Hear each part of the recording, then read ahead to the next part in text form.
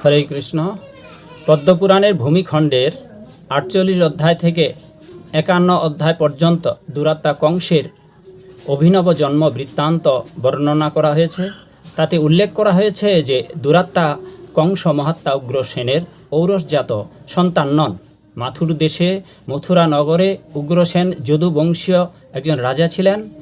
তিনি বিদর্ভরাজ সত্যকেতুর কন্যা পদ্মাবতীকে বিবাহ করেন।